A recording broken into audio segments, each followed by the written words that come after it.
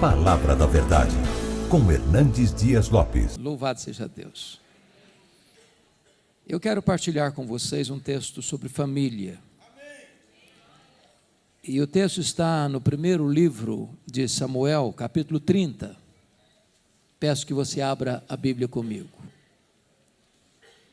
1 Samuel, capítulo 30. E vamos ler a partir do verso 1. Lido o texto, por favor, mantenha sua Bíblia aberta nesta passagem. Está escrito o seguinte: sucedeu, pois, que chegando Davi e os seus homens, ao terceiro dia a Ziclag, já os amalequitas tinham dado com ímpeto contra o sul Ziclag, e a esta ferido e queimado. Tinham levado cativas as mulheres que lá se achavam, porém a ninguém mataram, nem pequenos, nem grandes. Então somente os levaram consigo e foram seu caminho. Davi e os seus homens vieram à cidade, e ele queimada, e suas mulheres, seus filhos e suas filhas eram levados cativos. Então Davi e o povo que se achava com ele ergueram a voz e choraram até não terem mais forças para chorar. Também as duas mulheres de Davi foram levadas cativas. Ainoã, a jezreelita, e Abigail, a viúva de Nabal, o carmelita. Davi muito se angustiou, pois o povo falava de apedrejá-lo, porque todos estavam em amargura, cada um por causa de seus filhos e de suas filhas. Porém Davi se reanimou no Senhor, seu Deus. Disse Davi a Abiatar, o sacerdote, filho de Aimeleque: traz-me aqui a estola sacerdotal. E Abiatar a trouxe a Davi. Então consultou Davi ao Senhor, dizendo: perseguirei eu o bando? Alcançá-lo-ei? Respondeu-lhe o Senhor: persegue-o, porque de fato o alcançarás e tudo libertarás. Partiu, pois, Davi, ele e os 600 homens que com ele se achavam, e chegaram ao ribeiro de Besor, onde os retardatários ficaram.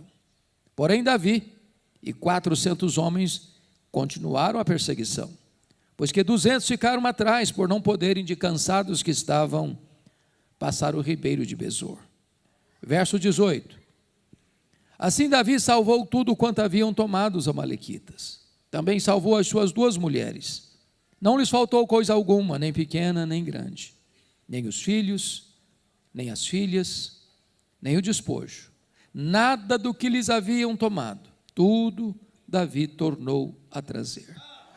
Também tomou Davi todas as ovelhas e o gado, e o levaram diante de Davi, diziam: este é o despojo de Davi. Amém. Eu quero pensar com vocês sobre o tema tomando de volta o que o inimigo levou. Esse texto retrata uma grande crise familiar. O sogro quer matar o genro. O sogro é o rei Saul. O genro é Davi, o sucessor do trono.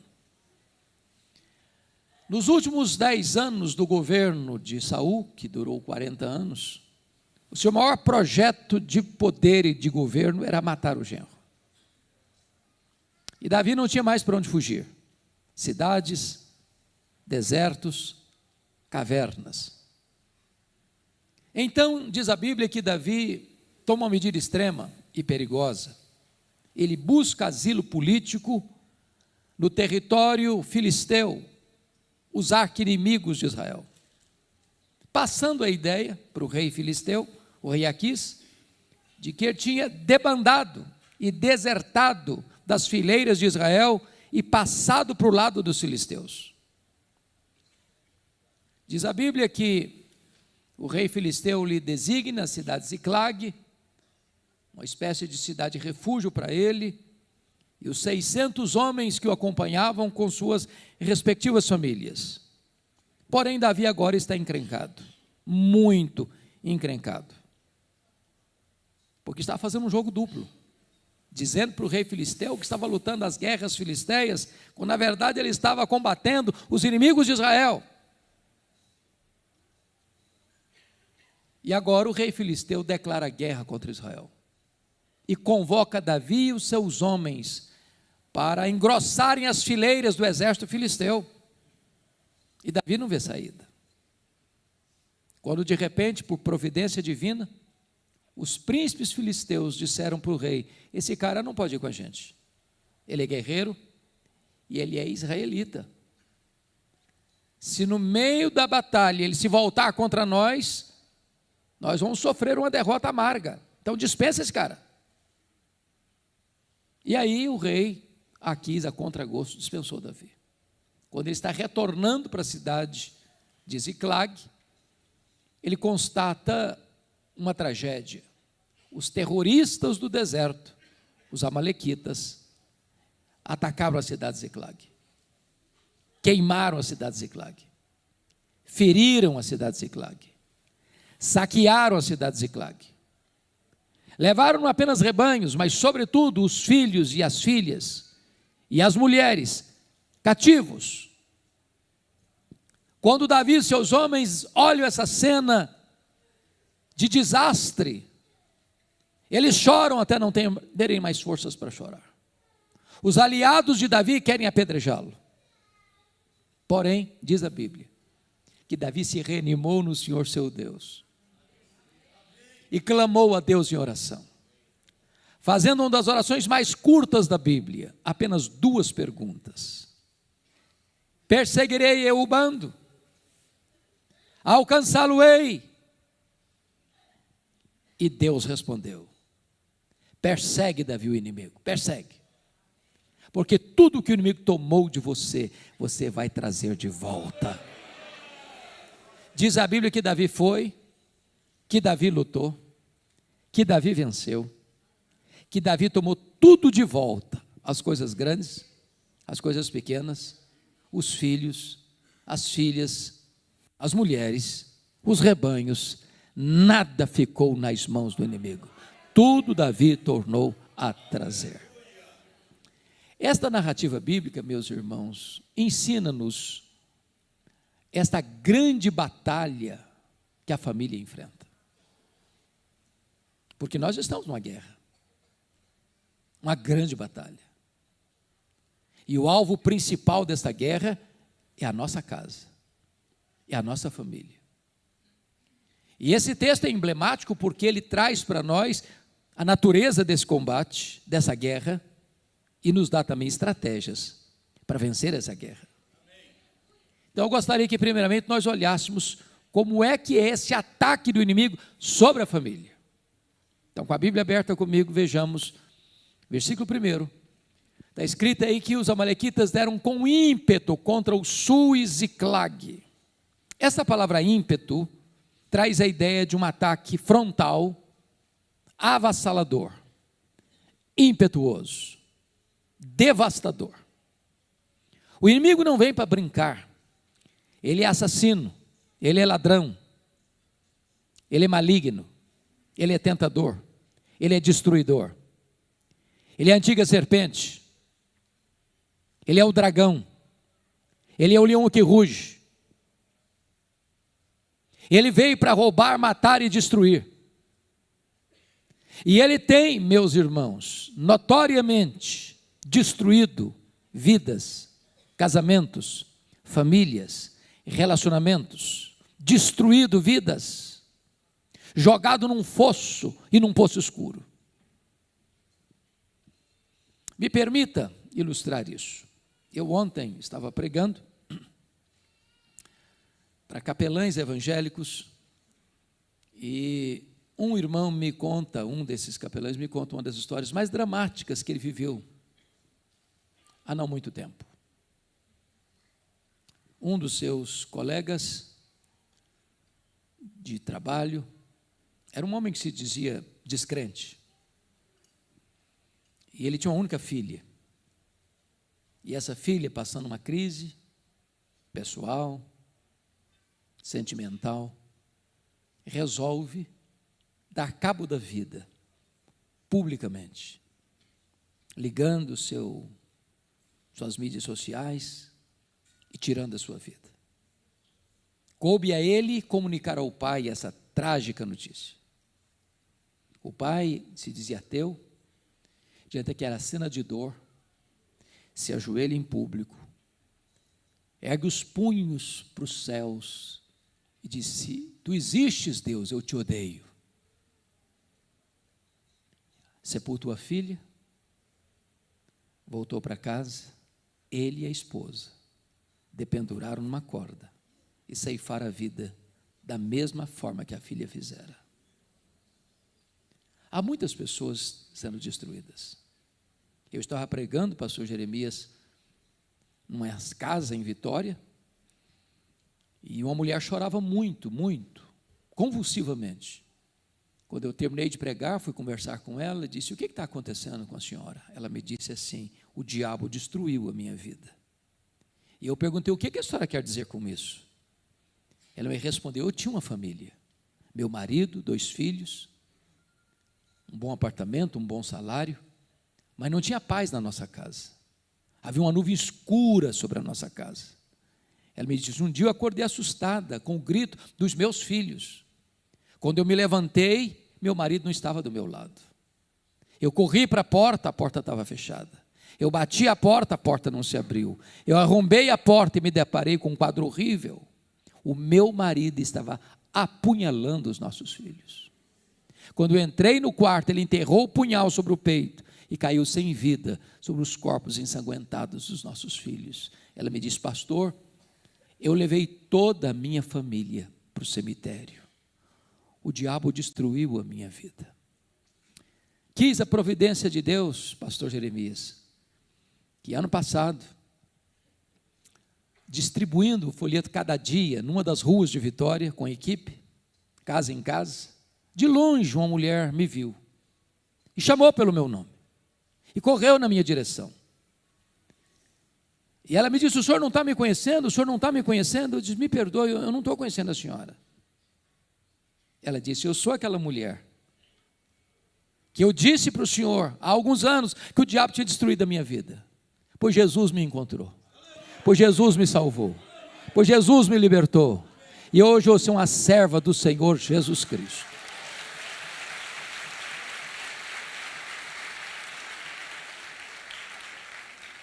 Só Deus pode reverter um diagnóstico tão sombrio, de dor e de lágrimas. Agora vejam vocês, do verso 1 ainda, que está escrito aí, que os amalequitas feriram e queimaram a cidade. Você queima estruturas físicas, trazendo o inimigo prejuízos financeiros.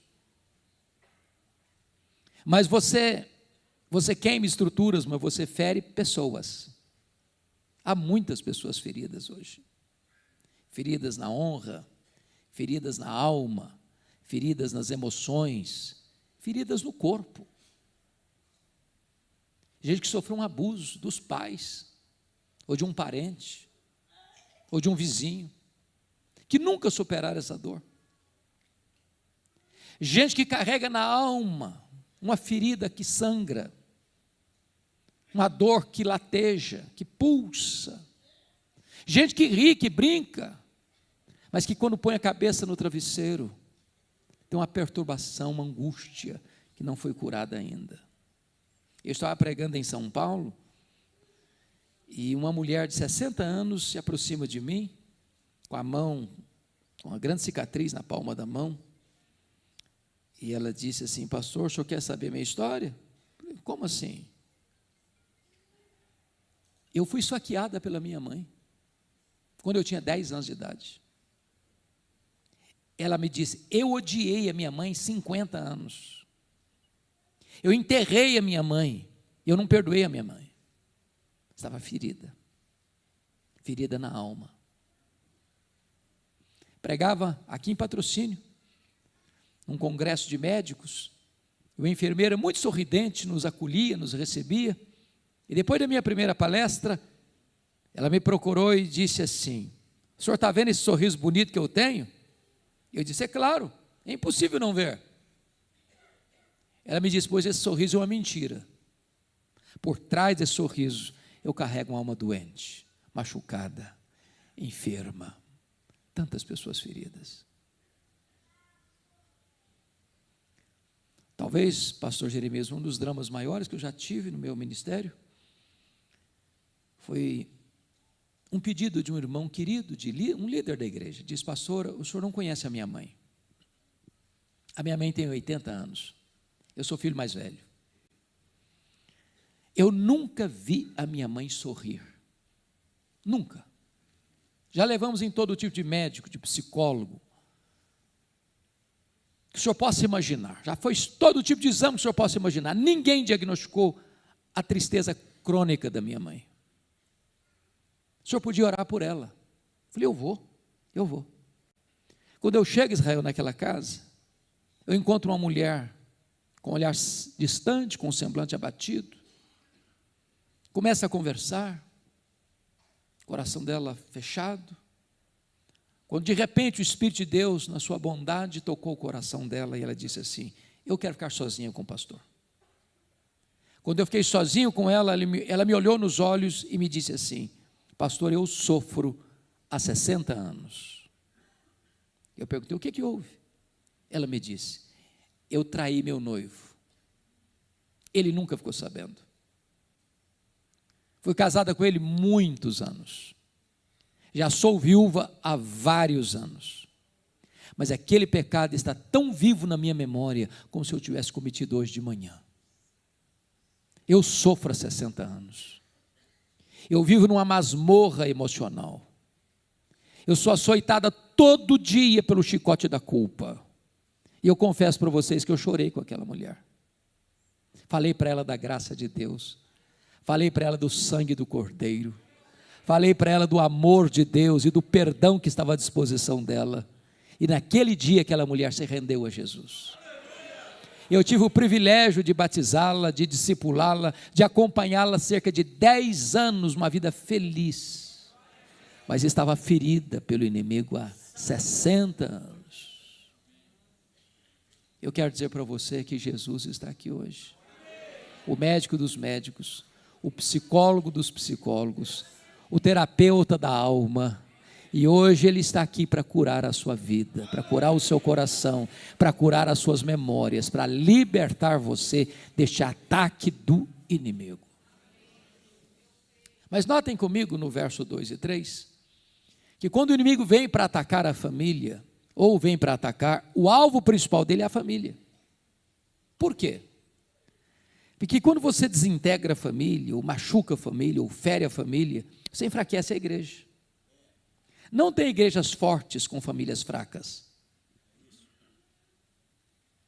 Qualquer projeto, seja de governo ou de quaisquer outras instituições, que tem como base destruir os fundamentos da família, minar a família, solapar os alicerces da família, é um projeto suicida. Porque se você destrói a família, você destrói a sociedade. Não tem nação forte com famílias destruídas. E o alvo principal do inimigo é atacar a família.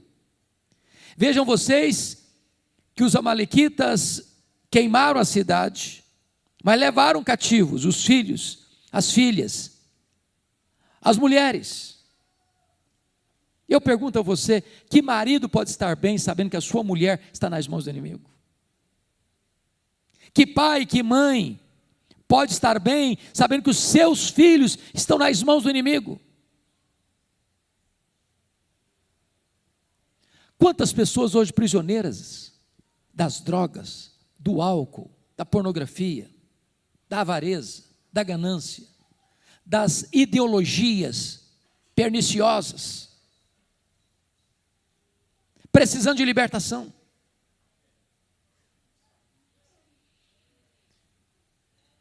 Um dia eu fiquei muito chocado porque um irmão da igreja, trabalhava na área da música, um líder, disse assim para mim: pastor, eu vim comunicar para o senhor que eu estou chutando o balde. Eu falei: o que você quer dizer com isso? Ele disse assim: eu estou indo embora de casa, estou deixando a igreja, estou deixando meu ministério, estou deixando a minha liderança, estou deixando a minha mulher, estou deixando as minhas 2 filhas, conheci uma outra mulher e quero viver essa aventura. Tudo que eu falei para aquele homem caiu em ouvidos surdos. Não adiantou nada. Ele saiu de casa, e essa mulher com quem ele se envolveu era fortemente ligada ao ocultismo, à feitiçaria. E eu às vezes fui visitá-lo e via despachos na sala dele aos demônios. Chegou a ponto de ir para cemitério à meia-noite fazer despachos. E eu falava e falava e falava, e nada resolvia. Então um dia eu contei para ele uma história que nós aprendemos na África do Sul, tribo dos Zulus. A prática dos Zulus é esta: se um rapaz começa a namorar com uma moça, ele dá um lenço branco para ela. Enquanto o namoro durar, ela fica com o lenço branco. Se o namoro terminar, ela devolve o lenço branco para o rapaz, necessariamente. Se ela não devolver, ela está dizendo: eu quero ser sua, você faça o que você quiser comigo, eu vou pertencer a você. Então soubemos lá, o pastor Jeremias estava conosco lá, de uma história de uma menina que foi abusada pelo ex-namorado. A família levou o caso às autoridades, e a primeira pergunta que fizeram para a moça foi essa: você devolveu o lenço branco para ele? Não, não devolvi. Então não podemos fazer nada, essa é a nossa cultura. Então eu disse para aquele rapaz: você precisa devolver o lenço branco. Passaram-se 3 semanas, pastor, o telefone do meu gabinete tocou, era ele. Ele disse: pastor, vem aqui em casa agora, porque eu vou devolver o lenço branco, eu preciso devolver o lenço branco. E eu corri para lá. Eu nunca vi uma cena tão estranha. Eu me assentei na frente dele, esse homem começa a tremer da cabeça aos pés, e começa a suar, a ponto da sua roupa ficar completamente empapuçada. Sabendo da batalha espiritual que ele estava travando, eu perguntei: você está pronto a devolver o lenço branco? Ele me disse: pastor, eu preciso. Eu falei: então você vai pegar umas caixas, uma grande caixa, e vai botar tudo que você tiver de feitiçaria nessa casa aqui dentro. E ele começou a trazer velas, correntes, patuás, aventais, roupas. Encheu a caixa. Eu disse: agora nós vamos lá para o quintal, você vai me dar 1 litro de álcool. E eu joguei 1 litro de álcool naquelas coisas, naqueles objetos. E eu disse: agora nós vamos queimar esses objetos, com um símbolo, como aconteceu lá na igreja de Éfeso, de rompimento com essas práticas. E ele pegou o palito de fósforo, riscou, e não pegou fogo. Ele pegou o segundo palito de fósforo, riscou, e não pegou fogo. E este homem deu uma gargalhada cavernosa e disse: não vai pegar fogo. E eu disse: vai pegar fogo em nome de Jesus, porque agora quem vai riscar o palito de fósforo sou eu. Quando eu risquei o palito de fósforo, o fogo pulou na caixa, e esse homem deu um grito desesperador e caiu desacordado aos meus pés. Eu clamei pelo nome de Jesus. O Senhor trouxe a consciência com o coração quebrado, quebrantado, arrependido e transformado. Estava, entretanto, nas mãos do inimigo. Talvez você veja aqui hoje, talvez você que está nos acompanhando, está precisando de libertação. E Jesus é o libertador. Se o Filho vos libertar, verdadeiramente sereis livres, diz as Escrituras. Não importa quanto tempo, não importa quão grossas sejam as correntes, quão terríveis sejam as amarras, hoje Jesus trouxe você aqui para libertar você dessas amarras, dessas correntes que têm prendido a sua vida. Mas ainda, confiram comigo, por gentileza, o versículo 6, porque aí tem outra artimanha do inimigo. Diz o texto que os aliados de Davi, os homens fiéis a Davi, querem apedrejá-lo. O inimigo vem e faz um estrago, e depois ele tem uma estratégia, é jogar uns contra os outros. É o marido que acusa a mulher, é a mulher que acusa o marido, os pais que acusam os filhos que acusam os pais, e de repente a família vira um pé de guerra. Eu vou lhes dizer uma frase aqui, se vocês esquecerem tudo o que eu falar, mas se lembrarem desta frase, me dou por satisfeito nessa noite. E a frase é esta: Quando você faz do aliado inimigo, você faz do inimigo aliado. Seu problema não é sua mulher. Seu problema não é seu marido. Seu problema não são seus filhos. Seu problema não são seus pais. Seu problema não é a sua sogra. Seu problema não são seus cunhados. Seu problema não são seus vizinhos. Seu problema não é seu patrão. Seu problema é espiritual. A nossa luta não é contra carne e sangue, mas contra principados e potestades, contra dominadores deste mundo tenebroso, contra forças espirituais do mal nas regiões celestes. Não podemos entrar nessa guerra, irmãos, com armas carnais. Precisamos de armas poderosas em Deus para destruir fortalezas e anular sofismas. Se você lutar contra carne e sangue, você cria mais problema. Você multiplica os inimigos. Você transforma os inimigos em seus aliados e aí a destruição chega. Precisamos abrir os olhos espirituais. Em nome de Jesus. Mas, irmãos, nesse primeiro ponto vamos olhar o último aspecto. Está lá no versículo 16. Nós não lemos o versículo 16 no começo. Você pode dar uma olhadinha agora.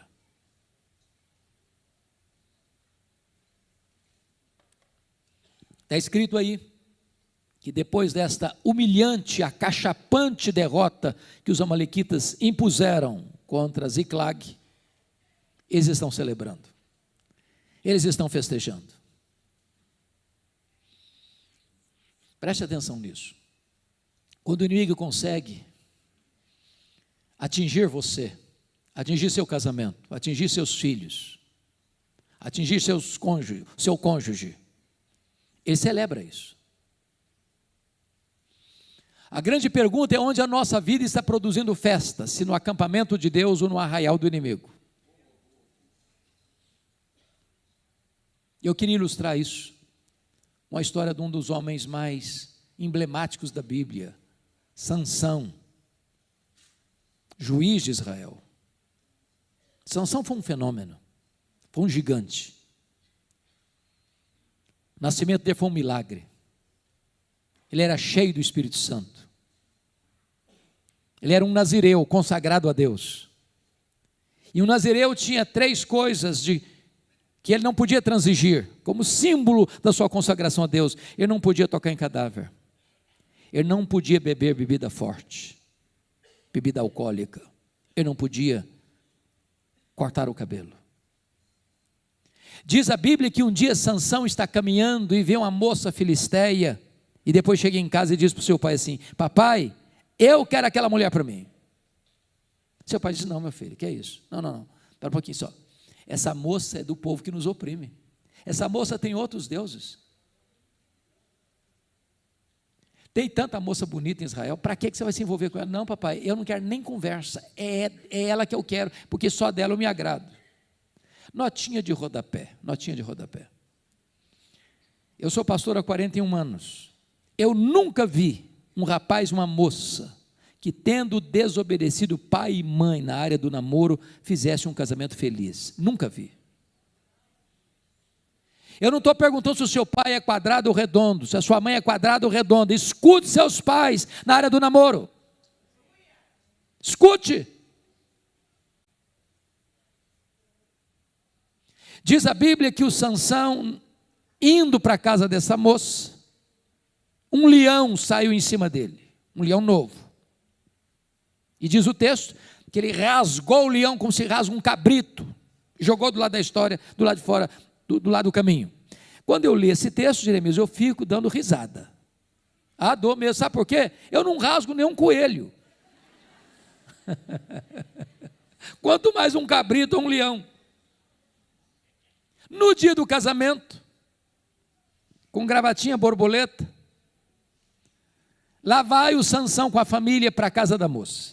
Lembrou da cena, passou por lá. Na caveira do leão morto tinha um enxame de abelhas. E ele enfiou a mão lá dentro do cadáver do leão e pegou um favo de mel e começou a degustá-lo e ainda deu para o pai e para a mãe. Quebrou o primeiro voto ali. procurou doçura no que estava podre, procurou prazer no que era proibido. Ali quebrou o primeiro voto. Cuidado para você não buscar prazer naquilo que é proibido, buscar prazer naquilo que é pecado, buscar prazer naquilo que Deus condena. Aí diz o texto que ele vai para a festa, e dá uma festa de arromba, certamente regada a vinho, a álcool, porque não quis ser diferente dos moços da sua época. Aqui quebra o segundo voto. Agora, nota de rodapé de novo. Meus irmãos, eu não sei como é que é o negócio aqui em Belo Horizonte, mas nas minhas andanças pelo Brasil, eu tenho escutado muitos pastores desesperados, frustrados, tristes. Sabem por quê? Com exceções honrosas, é claro, mas muitos casamentos de crentes hoje têm se transformado numa vergonha. Vergonha. Você sai da igreja, uma linda cerimônia, um sermão maravilhoso, música maravilhosa, e vai para um rico cerimonial, e lá o pau quebra. O pau quebra. A música que rola lá não tem nada a ver com Deus mais não. A altura da música é insuportável, é de arrebentar os tímpanos, ninguém consegue conversar. Bebida alcoólica se serve todas. Lá pelas tantas as luzes se acendem como uma boate, e o povo de Deus bêbado cai na pista de dança, e volta para casa com as pernas trôpegas. Sabe o que é triste, irmãos? É que Sansão não teve peito para dizer o seguinte: eu sou nazireu e a minha festa é diferente. Eu sou diferente. E tem umas conversas por aí que, não, pastor, mas eu convidei uma pessoa muito importante, os meus convidados são muito ilustres, se eu não servir bebida alcoólica, vai ficar muito sem graça. Irmãos, eu já fui em festas de arromba, sem uma gota de álcool. Eu já fui em festa de você ficar constrangido de tanta beleza, de tanta pompa, sem necessidade de ser regada a álcool. O dono da festa é você. Nós não precisamos imitar o mundo, irmãos, para sermos relevantes, para fazermos coisas de bom gosto. Diz a Bíblia que o Sansão propõe uns enigmas esquisitos para a moça, e na verdade ele teve que sair da festa de casamento para matar 30 filisteus, não tem graça nisso, e quando ele volta da matança, o sogrão dele tinha dado a mulher dele para outro homem. Ele ficou irritado, queimou a campina dos filisteus, os seus irmãos o prenderam, e quando foram entregá-lo para os filisteus, ele rompeu as cordas e matou 1000 filisteus com a queixada de jumento, e diz a Bíblia que agora ele desce para Gaza. Ele, um homem de Deus, se deita com a prostituta. Ele sai de Gaza com os pecados, com os portões da cidade nas costas, e com o pecado da cidade no coração, e dali ele deita no colo de uma outra mulher filisteia, e começa a brincar de novo, até que descobre o segredo da força, que não estava no cabelo, a força estava em Deus. O cabelo era apenas um símbolo. O Espírito de Deus se retirou dele, se tornou fraco. Sansão, luz, ficou cego. Sansão, libertador, ficou cativo.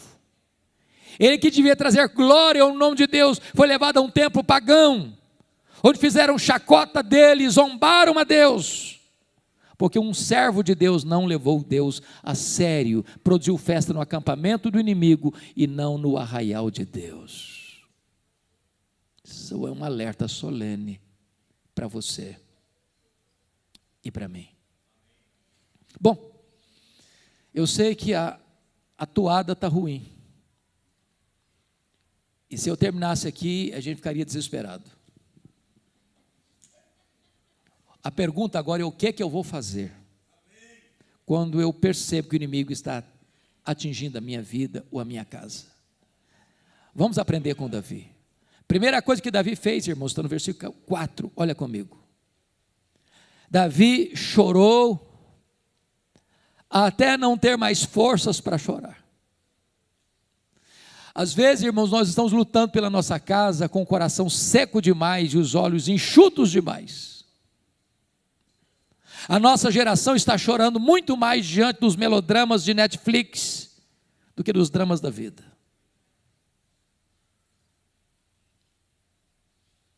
Qual foi a última vez que você chorou pela sua família? Nenhum de nós tem uma família perfeita.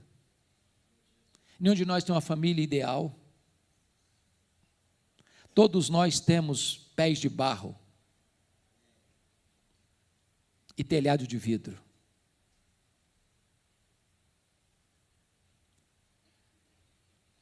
Às vezes há dramas terríveis, amargos, difíceis na nossa casa.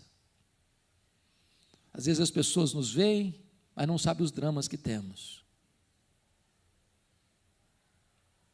Eu já cheguei algumas vezes a ponto de desesperar-me. Meu Deus, o Senhor faz um milagre na minha família. Eu não suporto. Eu já tive um irmão assassinado. Eu já tive outro irmão vítima de atentado e Deus o salvou. Eu já tive noites indormidas, de gemidos e soluços, precisando de um milagre de Deus. É preciso chorar pela nossa casa, é preciso chorar pela nossa família. Eu não sei quantos de vocês já ouviram ou leram sobre o pastor Tim Cymbala. O pastor Tim Cymbala é um pastor batista do Brooklyn, lá em Nova York. Ministério bonito, ministério de música relevantíssimo. Um dia o pastor Tim Cymbala chegou em casa e a sua filha primogênita, adolescente na época, disse assim para ele: papai, eu não quero saber mais do seu Deus, eu não quero saber mais da igreja, eu quero curtir a vida, eu quero ver o que o mundo tem para mim, eu quero experimentar sensações maiores. Seu pai pediu, chorou, insistiu, nada adiantou. Aquela menina adolescente botou a mochila nas costas e saiu de casa. Já pensou o que é um pastor enfrentar isso? O pastor Cymbala pensou em largar o ministério, dizia: eu não tenho estrutura emocional. Um dia um colega dele ligou para ele da Flórida e disse: pastor Cymbala, esquece essa menina, toca a sua vida, toca o seu ministério, ela não está nem aí com você. Mas como é que um pai esquece uma filha? Como é que uma mãe esquece um filho? Um dia o pastor Cymbala está na igreja, numa vigília de oração. Quando uma irmã se levanta e diz assim: pastor Cymbala, a nossa igreja nunca chorou pela sua filha. A nossa igreja nunca levantou um clamor em favor da sua filha. E diz que naquela noite os crentes deram as mãos ao redor dos bancos, e aquele templo se transformou numa sala de parto, de gemidos, de soluços, de lágrimas. Ele chegou em casa de madrugada e disse assim para sua esposa: minha querida, eu não tenho dúvidas de que Deus libertou a nossa filha nessa madrugada. 3 dias depois, a campainha tocou bem cedo, a mãe foi à porta para atender, era a filha em prantos. E ela entrou porta dentro, foi no quarto onde estava o seu pai, agarrou nas pernas do seu pai e disse: papai, me conte o que é que aconteceu há 3 dias de madrugada. Eu estava em casa, quando de repente eu fui tocada pelo poder de Deus, as escamas caíram dos meus olhos, a dureza do meu coração foi quebrada, eu estou de volta, meu pai. Volta para Deus, volta para minha família, volta para a igreja, Jesus me libertou.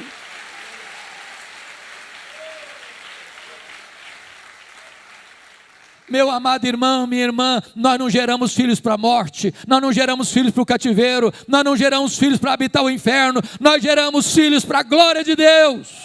Não abra mão dos seus filhos, lute pelos seus filhos, chore pelos seus filhos, jejue pelos seus filhos, mas nunca desista de seus filhos, em nome de Jesus. Segundo lugar, veja comigo o versículo 6, está escrito aí, que diante do cenário cinzento de Davi ser apedrejado pelos seus aliados, está escrito: porém, Davi se reanimou no Senhor seu Deus. Louvado seja o Senhor. Agora notem que ele não se reanima porque ele é forte. Ele não se reanima porque tem muita gente do seu lado. Ele não se reanima porque o inimigo é fraco. Ele não se reanima porque tem uma estratégia. Ele se reanima no Senhor seu Deus. Sabe o que significa isso? A causa pode humanamente estar perdida, mas se você se reanimar no Senhor seu Deus, tem esperança.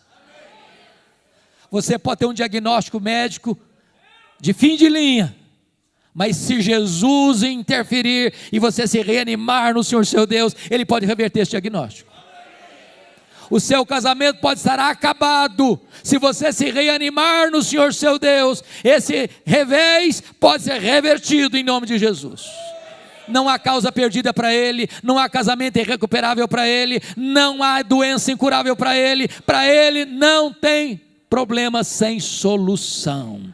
Ele é o Deus Todo-Poderoso.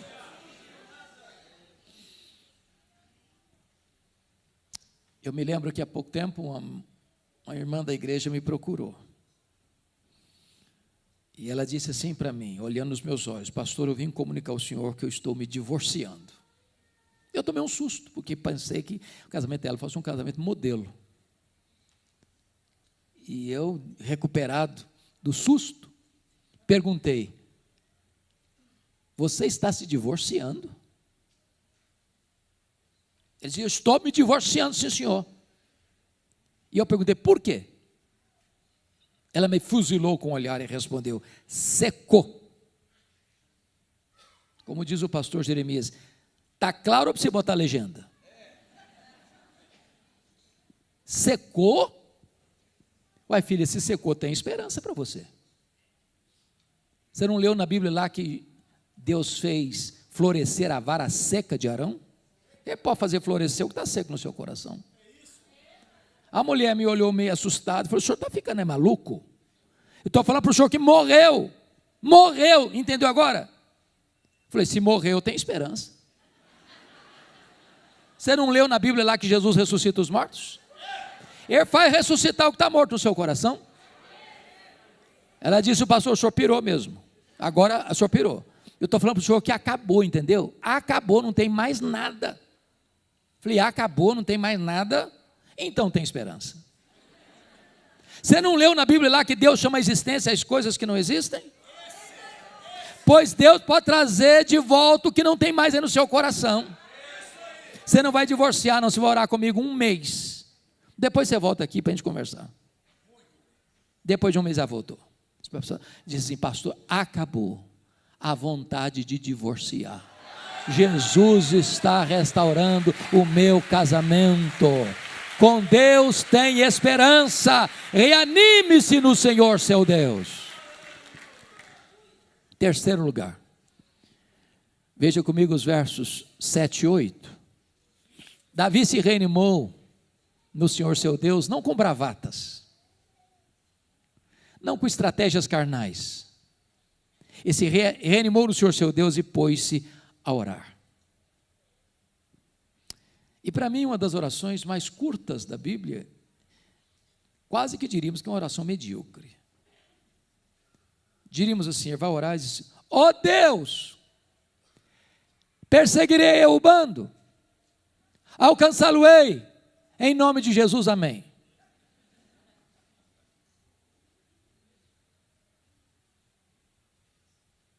Medíocre, não parece? Trocando em miúdos, o que ele está falando? Ele está dizendo: ó Deus, eu estou levando de goleada do inimigo. Eu vou aceitar passivamente a decretação da derrota na minha vida, na minha família, ou eu vou reagir? Eu vou jogar a toalha ou eu vou reagir? Eu vou entregar os pontos ou eu vou reagir? Eu vou dar de mão beijada a minha família nas mãos do inimigo ou eu vou reagir? E Deus respondeu para ele: persegue o inimigo, Davi, porque tudo que ele tomou de você, você vai trazer de volta. Irmãos, alguns nós na nossa vida e na nossa casa que não são desatados com estratégias humanas, com brigas, com disputas judiciais. Alguns nós na nossa vida só são desatados quando nós ficamos de joelhos, clamando aos céus por um milagre. Um milagre. Preste atenção nisso. O que Deus promete é vitória e não ausência de luta. O que Deus promete é chegada certa e não caminhada fácil. Porque Davi orou, ele lutou. Mas a luta não foi fácil. Foi tão pesada e renhida que 200 homens ficaram para trás de cansados que estavam. Mas quem tem a promessa não vai recuar. Quem tem a promessa não vai desistir. Quem tem a promessa vai avançar. Quem tem a promessa vai lutar. Quem tem a promessa não abre mão da vitória. Quem tem a promessa não deixa nada na mão do inimigo. Diz a Bíblia que Davi foi, que Davi lutou, que Davi venceu, que Davi tomou de volta as coisas grandes, as coisas pequenas, os filhos, as filhas, as mulheres, os despojos, nada deixou Davi nas mãos do inimigo. A pergunta que eu lhe faço nesta noite é esta: o que é que um dia você já teve e que você perdeu? Talvez o seu primeiro amor. Talvez você já botou a sua vida cristã no piloto automático. Talvez você vem para a igreja, volta para casa, semana após semana, mês após mês, ano após ano. Mas nada mexe mais com você. Talvez aquele amor que você tinha pela palavra foi se apagando.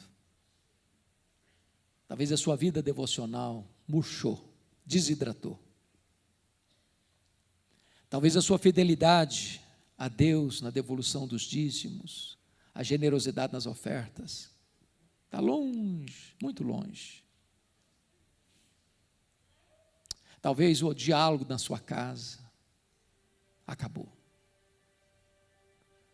Talvez o afeto, a doçura do relacionamento conjugal já foi embora.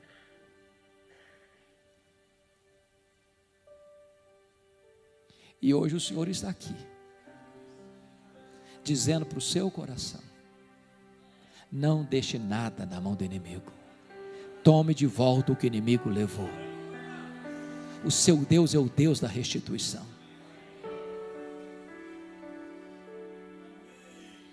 Eu queria terminar remetendo vocês a um livro que para mim é o principal livro da Bíblia sobre batalha espiritual. É o livro de Êxodo. Porque o Egito é um símbolo do mundo, da escravidão, do pecado. O diabo é um símbolo o faraó é um símbolo do diabo. Moisés é um símbolo do libertador. O Êxodo é um símbolo da redenção. Mas quando Moisés estava tirando o povo do Egito, o faraó fez 4 propostas para tentar impedir o povo de sair. A primeira proposta, Êxodo 8, 25. Não precisa ir embora não. Sirva a Deus no Egito mesmo. Levanta altares aqui mesmo.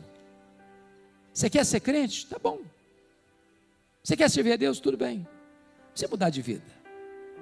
Continua no Egito. Moisés disse: não, Egito é lugar de escravidão, nós vamos embora. O Senhor está nos libertando. Não queremos ser mais escravos. Aí o faraó partiu para a segunda proposta. Está lá em Êxodo 8, 28. Tá bom, pode ir embora. Mas não vá muito longe não. Fica aqui por perto. Vamos ser bons vizinhos. De vez em quando você vem aqui para o Egito matar saudades. Experimente o melhor dos 2 mundos. Faça a sua jornada com um pé na igreja e outro no mundo. Divida o seu coração. Moisés disse: não, nós vamos embora. Não queremos ter saudades do Egito, queremos ir embora. Vamos embora. Aí o faraó partiu para a terceira proposta. Está lá em Êxodo 10, versículos 10 e 11. Tá bom, vocês podem ir embora. Mas os filhos ficam. Vocês de cabecinha branca, pode todo mundo ir embora. A moçada fica no Egito. Tem muita gente achando que o lugar de jovem curtir a vida é no mundo.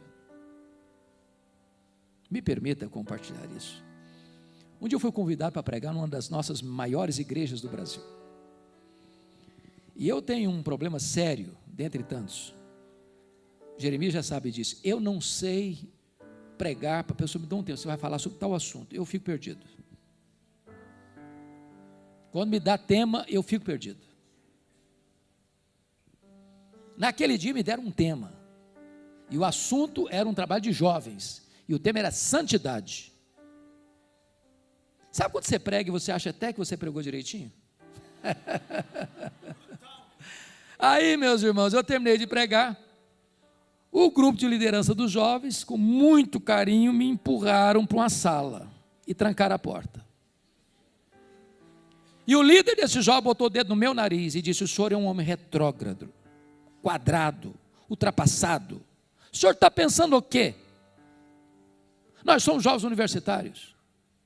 Qual é o problema da gente ir para a boate? Qual é o problema de a gente tomar uma cervejinha? Qual é o problema de a gente curtir a vida? Nós somos crentes. Domingo nós estamos na igreja. Eu quase apanhei. Eu disse: meus irmãos, vocês é que me convidaram, eu já estou indo embora também. Mas antes de ir embora, eu tenho que dizer duas coisas para vocês. Primeira coisa, 1 Coríntios 10, 31. Portanto, quer comais, quer bebais, quer façais qualquer outra coisa, fazei tudo para a glória de Deus. Eu disse para eles assim: olha, vocês querem ir para a boate? Querem encher a cara? Pode ir, pode ir. Agora, tem que ser para a glória de Deus. Se conseguirem, vão em frente. Duvido que consigam. Segunda coisa, Colossenses 3,17. E tudo o que fizerdes, seja em palavra, seja em ação, fazei em nome do Senhor Jesus, dando por isso graças a Deus Pai. Se vocês conseguirem ir para a boate, para encher a cara, tem que ir em nome do Senhor Jesus, dando graças a Deus Pai. Se conseguirem, vão em frente. E até logo, fui embora. O grande problema de pastor, irmãos, é que pastor costuma ter amnésia. Uns 10 anos depois eu recebi um convite e nem percebi que era para a mesma igreja. Quando eu chego, eu tomo um susto. Para piorar a situação, a primeira pessoa que me aborda é uma senhora. E ela me fez a pior pergunta que se faz a um pastor. Ela disse assim: pastor, o senhor está lembrado de mim? Nunca faça essa pergunta a um pastor, você vai constrangê-lo.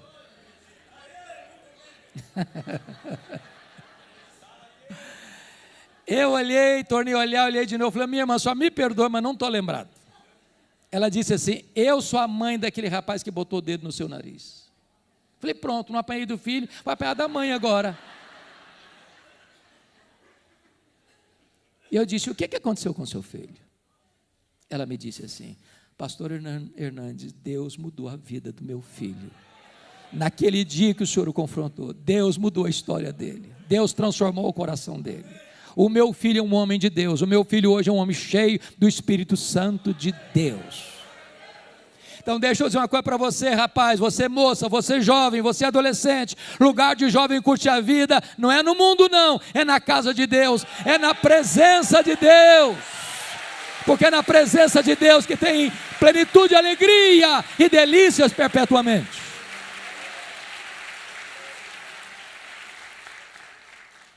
Mas aí o faraó partiu para a última alternativa. Êxodo 10, versículos 24 a 26. O faraó disse assim: tá bom, pode todo mundo ir embora. Os rebanhos de vocês ficam. Vocês servem a Deus, o dinheiro de vocês serve ao Egito.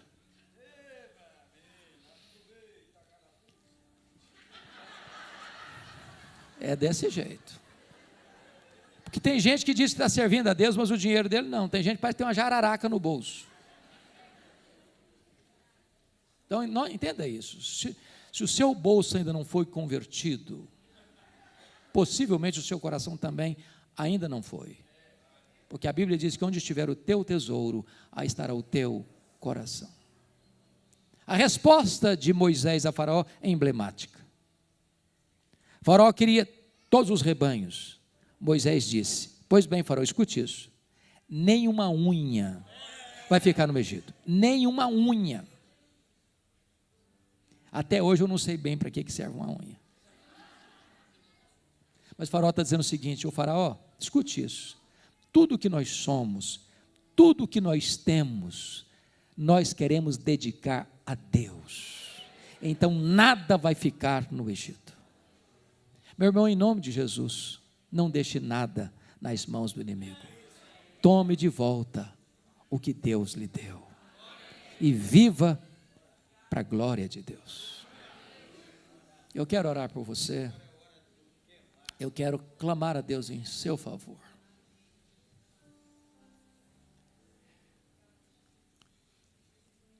O livro O Monge, o Executivo, tem uma frase que vale o livro para mim. Esse livro diz assim: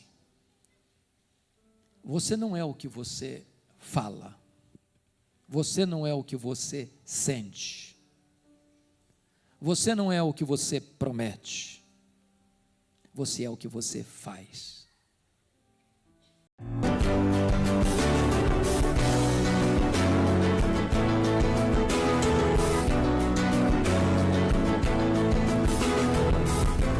Palavra da Verdade, com Hernandes Dias Lopes.